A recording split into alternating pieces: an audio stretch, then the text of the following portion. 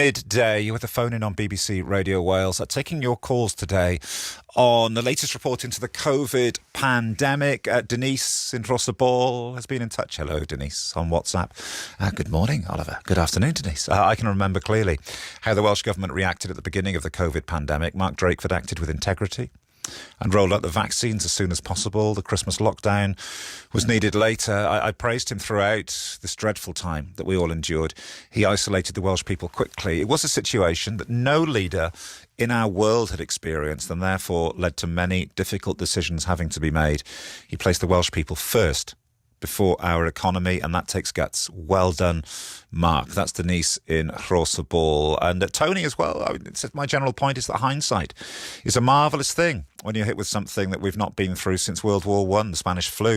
It's very difficult to cope with, and COVID was worse than the flu. Boris Johnson didn't want to shut down, but he was led by the medics.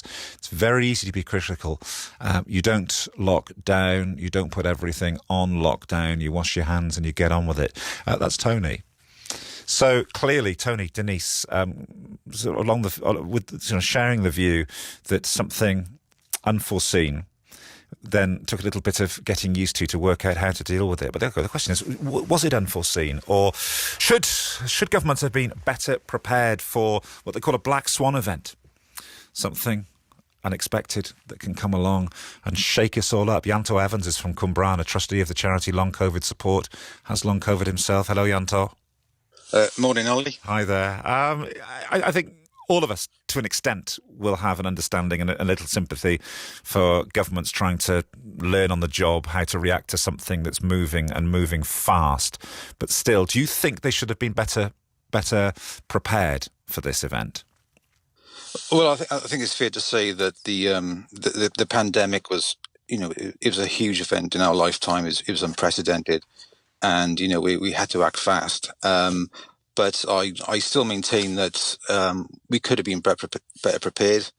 I think, obviously there was tensions between the Welsh government and the UK government, and we were very much dancing to sort of Boris and his government's tune. But at the same time, because the, particularly health and education is devolved to Wales, we should be held accountable for how we responded to the pandemic.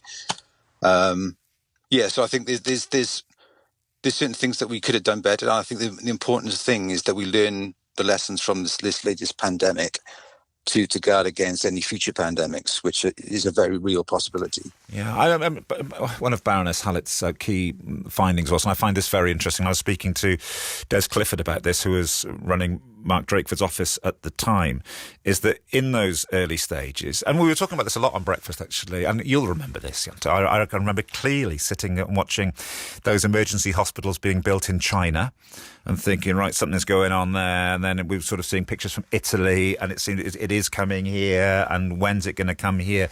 That in those early stages, Welsh government weren't clear as to whether it was being dealt with through civil contingencies measures, for which UK government would be responsible, or public health measures, for which the Welsh government would be responsible. And by the time that was cleared up, Baroness Hallett found there were things that could have been done that might have made things easier down the line. I mean, what are your memories of those early days and how swiftly governments acted?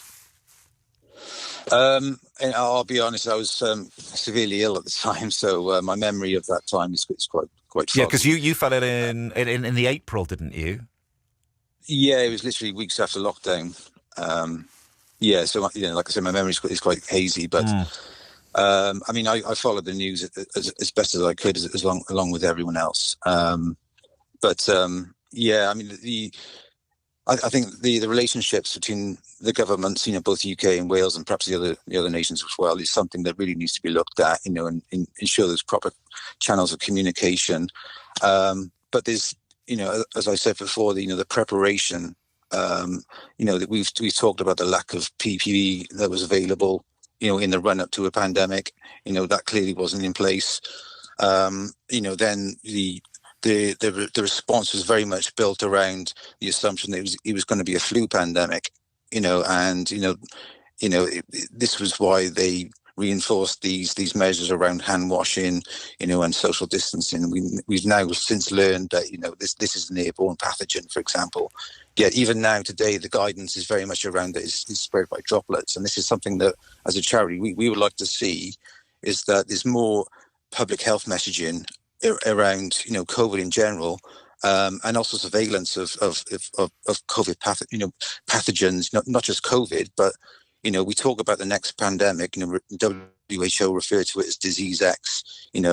Are we going to be better prepared for the next pandemic? I would argue that we're not. It's interesting. It's interesting when we talk about how governments are prepared. You maybe think about how we as individuals prepared. What have we learned? Sorry, what have governments learned? What have we learned? I no longer sing Happy Birthday while I'm washing my hands. I haven't worn a mask since the day that we were told we no longer had to wear them. Our behaviour as a society has gone back largely to how it was before, hasn't it? I wonder whether that is wise. I would say that's not wise at all. No. We know, based on the research coming out, that COVID still remains a tangible threat. Again, this isn't being communicated from, there's a lot of misinformation about COVID, as we all know. But the message is quite clear from the research that we see. And repeat COVID infections can still cause long-term harm. Within the charity, we're still having people come to us saying that they have long COVID. They can't work anymore. And, the thing that riles me the most is NHS health workers who are continually exposed to COVID. They're falling ill and they're not recovering. I speak to many people, many other patients, many of whom used to work for the NHS. They can no longer work. And I'm familiar with consultants, who can no longer work, and these are staff that has lost the NHS. And, this is in addition to the winter illnesses that we hear so often about. Yeah. It's putting such a pressure on the NHS right now.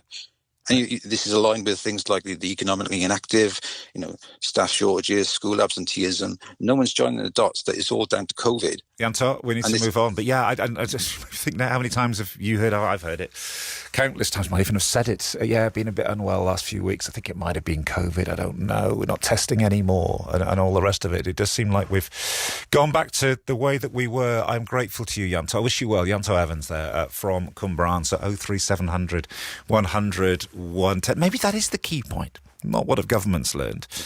What have we learned? Has anything changed? 03700 100 110. Live international rugby on Radio Wales.